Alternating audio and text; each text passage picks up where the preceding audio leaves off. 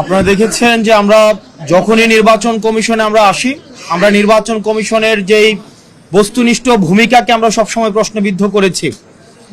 আমরা বারবার বলে এসেছি যে অতীত কাঠামোতে বর্তমান যে নির্বাচন কমিশন পিক অ্যান্ড চুজ ভিত্তিতে নিয়োগ করা হয়েছে, গঠিত হয়েছে, এখানের কমিশনার যারা রয়েছে তারা পিক অ্যান্ড চুজ ভিত্তিতে নিয়োজিত হয়েছে, নিয়োগপ্রাপ্ত হয়েছে। আমরা তাদের বস্তুনিষ্ঠ ভূমিকাকে আমরা সব সময় এখনো পর্যন্ত আমরা প্রশ্নবিদ্ধ করেছি।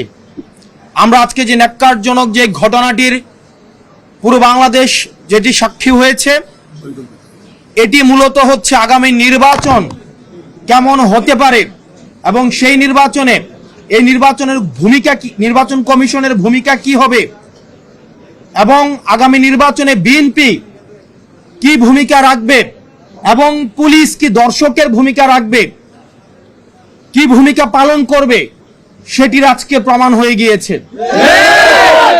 আপনারা দেখেছেন কিভাবে বিএনপির একজন নেত্রী বলছেন আমরা চাইলে এখানে গুন্ডা নিয়ে আসতে পারতাম, অর্থাৎ গুন্ডার পৃষ্ঠপোষকতা ওনারা দিয়ে আসছেন।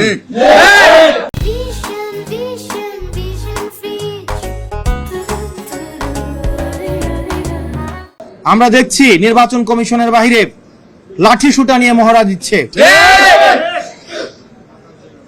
নির্বাচন কমিশন, প্রধান নির্বাচন কমিশনের অফিসের যদি এই অবস্থা হয়, সারা বাংলাদেশে এই বিএনপির যারা রয়েছে এই গুন্ডাদের পৃষ্ঠপোষকতা দিচ্ছে, তারা কিভাবে ভোট কেন্দ্র দখল করবে সেটির আজকে হচ্ছে টেস্ট ম্যাচ হয়ে গিয়েছে। এবং এইসব নেতাকর্মী বাংলাদেশে কিভাবে, হাসিনার সময় আমরা বলতে শুনেছি, হাসিনা বলতো 20টা হুন্ডা 10টা গুন্ডা, নির্বাচন ঠান্ডা।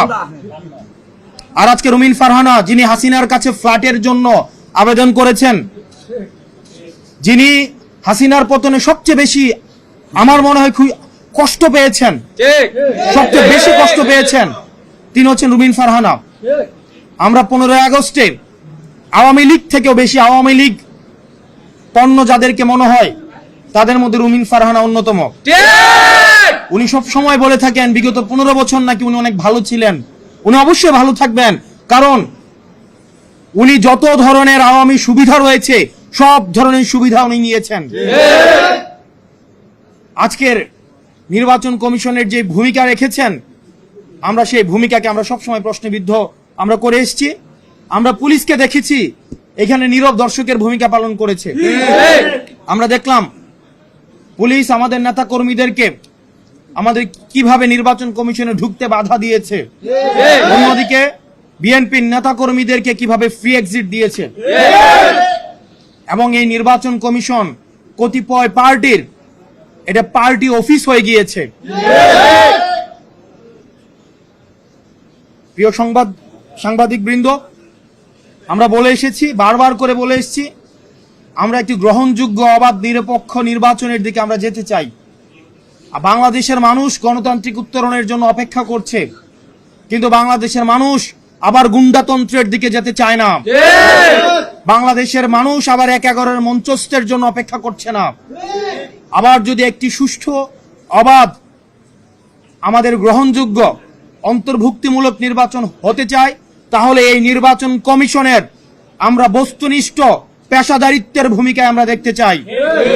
এভাবে নির্বাচন কমিশন যেভাবে দলকানা একটি দলের প্রতি, একটি দলের এজেন্ডা বাস্তবায়নে যেভাবে নির্লজ্জের মতো কাজ করছে, সেটি আমাদের যে নির্বাচন মুখী আমরা হচ্ছি সেটির অন্তরায় বলে আমরা মনে করছি।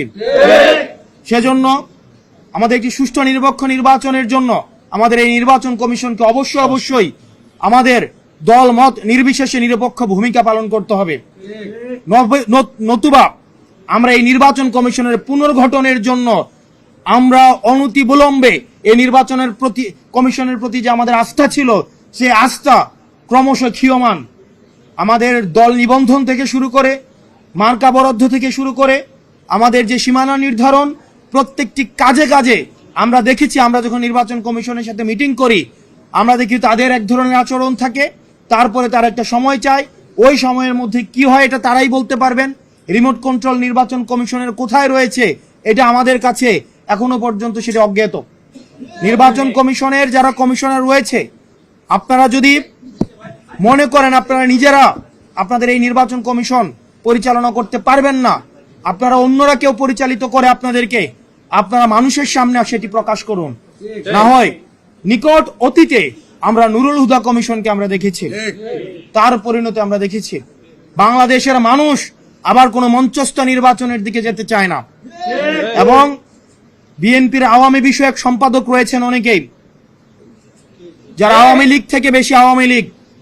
বিএনপির আওয়ামী লীগ বিষয়ক সম্পাদক যারা রয়েছেন তাদের মধ্যে অন্যতম রুমিন ফারহানা, আওয়ামী লীগের সুবিধাভোগী, আওয়ামী লীগের ফ্ল্যাটভোগী, এবং যারা গুন্ডা দিয়ে নির্বাচন কমিশনকে ঠান্ডা করে দিতে চায়, যারা একটা প্রেসক্রিপটিভ ইলেকশনের দিকে আবার যেতে চায়। আমরা এই বিএনপির আওয়ামী বিষয়ক সম্পাদকদেরকে বলবো, আপনারা জনগণের পালসকে বুঝুন, 24 পরবর্তী জনগণের পালসকে বুঝুন, নতুবা আবার বাংলাদেশটি সংকটের দিকে যাবে। এবং তাদের কারণেই আমরা বিশ্বাস করতে চাই বিএনপি এখনো পর্যন্ত গুন্ডাতন্ত্র, তারা যেই বিএনপির এই ফজলু সাহেব, উনাকে এখনো পর্যন্ত আমরা সম্বোধন করছি, সম্মান দেখাচ্ছি, কিন্তু উনি যে ধরনের বক্তব্য দিচ্ছেন এবং রুমিন ফারহানা যে ধরনের বক্তব্য দিচ্ছেন, যে ধরনের কার্যক্রম পরিচালনা করছেন, আমরা ধরে নিব এগুলো হচ্ছে বিএনপির হাই কমান্ডের ইনস্ট্রাকশন। এবং আজকের নির্বাচন কমিশনে যেই ঘটনাটি ঘটেছে সেই বিষয়ে বিএনপি কি অবস্থান নেয় সেটির প্রতি আমরা নজর রাখব। এবং পুলিশ ভাইরা যারা রয়েছেন, আমরা আপনাদের প্রতি আবেদন জানাবো, আপনারা দয়া করে ক্ষমতামুখী হওয়ার কোনো প্রয়োজন নাই। আপনারা দেখেছেন নির্বাচনের আগের রাতে যে ওসিরা, যে এসপিরা, যে পুলিশরা টাকা খেয়ে নির্বাচন করে দিয়েছে, আমির নির্বাচন করে দিয়েছে, তাদের আজকে পরিণতি কি হয়েছে। আপনারা জনগণের পক্ষে থাকেন, জনগণ আপনাদেরকে বাঁচাবে। কোন রাজনৈতিক দল আপনাদেরকে শেল্টার দিতে পারবে না। যদি জনগণ আপনাদের পাশে থাকে তাহলে এই হুন্ডা গুন্ডার রাজনীতি বাংলাদেশে আর পুনর্স্থাপিত হবে না। আমরা এই গুন্ডার রাজনীতি আমরা ভারতে পাঠিয়ে দিয়েছি। এখন এই রুমিন ফারহানারা যদি সেটি আবার বাংলাদেশে রিহ্যাবিলিটেট করতে চায়, তাহলে হাসিনার প্রতি তাদের যে আন্তরিকতা, তাহলে হাসিনা যেখানে আছে তাদেরকেও সেখানে চলে যেতে হবে। প্রিয় সাংবাদিক ভাইয়েরা, আমরা এই নির্বাচন কমিশনের বস্তুনিষ্ঠ আচরণ দেখতে চাই। না হয় এই নির্বাচন কমিশন পুনর্গঠনের জন্য এই নির্বাচন কমিশনের আমাদের যে পিক অ্যান্ড চুজ পদ্ধতিতে নির্বাচন কমিশন গঠিত হয়েছে, এই নির্বাচন কমিশনে বিভিন্ন পক্ষের লোক রয়েছে। একজন হচ্ছে বিএনপি পন্থী, কে হচ্ছে অন্যপন্থী, কেউ হচ্ছে ডানপন্থী, কেউ বামপন্থী। এই যে পন্থী, আমরা চেয়েছিলাম বাংলাদেশপন্থী নির্বাচন কমিশন। আমরা এই নির্বাচন কমিশনের যে ধরনের অ্যানোমালিজ রয়েছে আমরা খুব শীঘ্রই আপনাদের সামনে উপস্থাপন করব। এবং বাংলাদেশের এনসিপির নেতাকর্মী, আপনারা প্রত্যন্ত এলাকায়, আপনারা প্রান্তিক জনপদে যারা রয়েছেন, সারা দেশের এনসিপির নেতাকর্মীদের প্রতি বিএনপির যে বিমাতা সুলভ আচরণ, সেটির আজকে একটি সিগন্যাল আপনারা পেয়ে গেলেন। আপনাদেরকে সুগঠিত হতে হবে এবং বিএনপির এই যে আগ্রাসী যে মনোভাব রয়েছে, গুন্ডাতন্ত্রের যে মনোভাব রয়েছে, গুন্ডাদের তুষণ এবং পোষণের যে মনোভাব রয়েছে, সেটি থেকে যদি সংস্কার না করে, তাহলে তাদের গণপ্রতিরোধের মুখোমুখি হতে হবে। আমরা আনুষ্ঠানিকভাবে নির্বাচন কমিশনে আমরা অভিযোগ দিয়ে যাব এবং আমরা পর্যবেক্ষণ করব নির্বাচন কমিশন এই বিষয়ে কি যথাযথ ব্যবস্থা নেয়। আপনারা ভালো থাকবেন। আপনারা যারা এই নির্বাচন কমিশনে যেসব সাংবাদিক রয়েছেন, আপনাদের কৃতজ্ঞতা জানাচ্ছি, ধন্যবাদ জানাচ্ছি। এবং আমরা আপনাদের পেশাদারিত্ব এবং আপনারা যেই পেশাদারিত্বের পরিচয় দিচ্ছেন সেটির প্রতি আমরা কৃতজ্ঞতা জানাচ্ছি। কিন্তু আমরা সেটিও বিশ্বাস করি, আমরা সেটি জানি যে আপনাদের উপরে বিভিন্ন ধরনের প্রেশার দেওয়া হয়, বিভিন্ন হাউজের প্রেশার দেওয়া হয়। অতীতে যেভাবে আপনারা বস্তুনিষ্ঠ সাংবাদিকতা করেছেন, আপনারা যেভাবে সাহসিকতার পরিচয় দিয়েছেন, আপনাদের সেই সাহসিকতা, যে ধারাবাহিকতা, সেটি অব্যাহত থাকবে। ধন্যবাদ আপনাদেরকে।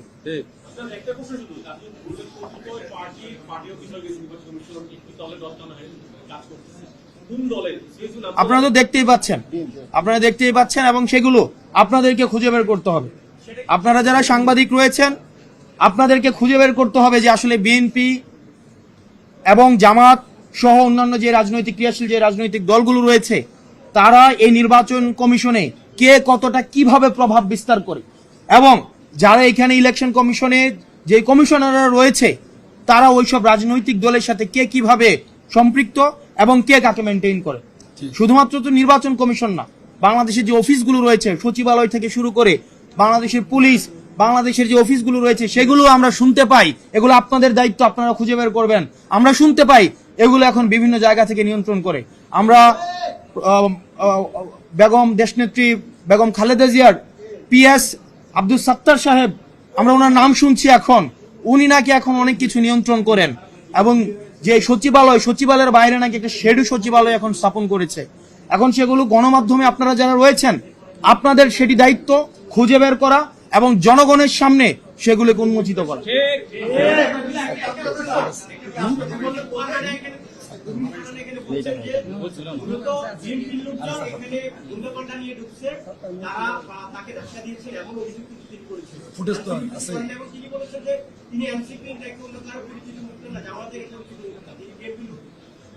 তার মানে হচ্ছে দেখছেন আপনারা, মানে এখানে সিসিটিভি ফুটেজ রয়েছে, আমাদের নেতা কর্মীদের উপরে হচ্ছে হামলা করা হয়েছে। আবার আমরা যদি রুমিন ফারহানের কথাই ধরে নেই, নিজ দলের মধ্যে এখনো পর্যন্ত কমান্ড নিশ্চিত করা হয়নি। মানে বিএনপির নেতা কর্মীরা উনার কথা মতেই উনাকে সেখানে হচ্ছে ধাক্কা মেরে ফেলে দেয়, এটা খুবই শেম। আমরা বলবো যে বিএনপি এত বড় একটা সংগঠন, সেই সংগঠনের আমরা চাই এই সংগঠনের শৃঙ্খলা ফিরে আসুক এবং সেন্ট্রাল কমান্ড সেখানে নিশ্চিত হোক। আচ্ছা, এই জায়গায় একটু কনফার্ম করি, আমি তো বলি না, আপনি তো আমারটা বলে দিলেন, আপনারা সেটা খুঁজে বের করবেন। আমরা শুনেছি, আমরা মিডিয়াতে আসতে দেখেছি, বিভিন্ন জায়গায় আমরা লেখালেখি হচ্ছে। এখানে একটা মিস ইনফরমেশন রয়েছে, আমি পরে খোঁজ নিয়েছি, বিভিন্ন মন্ত্রণালয়ে নাকি প্রত্যেকটা মন্ত্রণালয়ে নাকি ছাত্র প্রতিনিধি রয়েছে। আপনারা ইতিমধ্যেই জানেন যে ছাত্র প্রতিনিধিদের যে বিষয়টি সেটি স্বাস্থ্য মন্ত্রণালয়ে ছিল এবং সংস্কার কমিশনে স্পেসিফিক করে বলছি, যেই মন্ত্রণালয় রিলেটেড, যেমন জনপ্রশাসনে হয়েছে, শ্রম সংস্কার কমিশন হয়েছে, তারপরে হচ্ছে স্বাস্থ্য সংস্কার কমিশন হয়েছে, সেখানে ছাত্র প্রতিনিধি ছিল, মন্ত্রণালয়ে কোনো ছাত্র প্রতিনিধি ছিল না। এবং এটা একটা কালেকটিভ প্রপাগান্ডা, এবং এই কালেকটিভ প্রপাগান্ডা সেখানে মিডিয়ারও সেখানে দায়ভার রয়েছে। আপনারা কোনো মন্ত্রণালয়ে দেখবেন না যে রুটিন কোনো কাজে কোনো ছাত্র প্রতিনিধি সেখানে নিয়োগ দেওয়া হয়েছে, বরং সংস্কার কমিশনগুলোতে ছাত্ররা যেন সেটা মতামত দিতে পারে, কমিশনগুলোতে সেখানে হচ্ছে ওই সংশ্লিষ্ট মন্ত্রণালয়ের কমিশনে হচ্ছে ছাত্র প্রতিনিধি সেখানে দেওয়া হয়েছে। অবশ্যই করতে পারছে না, অবশ্যই না। উপদেষ্টাদের, আমরা স্বাস্থ্য উপদেষ্টাকে নিয়ে আমরা কথা বলেছি, আমরা স্বরাষ্ট্র উপদেষ্টাকে নিয়ে ইতিমধ্যে আমরা বিভিন্ন সময় আমরা কথা বলেছি, আইন উপদেষ্টাকে নিয়ে আমরা কথা বলেছি। আমরা বিশ্বাস করতে চাই না উপদেষ্টাদের নামে যেসব অভিযোগ আসছে, সে অভিযোগগুলো যে সত্য সেগুলো আমরা বিশ্বাস করতে চাই না, কিন্তু সেগুলো আমাদেরকে আশাহত করে। আমরা একদম শুরু থেকেই, আমি অগাস্ট মাস থেকে স্বাস্থ্য উপদেষ্টার বিরুদ্ধে কথা বলে যাচ্ছি। আপনারা যদি দেখেন, অগাস্টে যখন আমি খাগড়াছড়িতে প্রোগ্রামে গিয়েছিলাম তখনই আমি স্বাস্থ্য উপদেষ্টার বিরুদ্ধে কথা বলেছি। অনেক উপদেষ্টার, আইন উপদেষ্টার বিরুদ্ধে অনেক কথা আসছে, সেগুলো গণমাধ্যম এবং আইন শৃঙ্খলা রক্ষাকারী বাহিনীর দায়িত্ব হচ্ছে সেগুলো খতিয়ে বের করে জনমানুষের সামনে সেগুলোকে উপস্থাপন করা। ধন্যবাদ আপনাদের সবাইকে।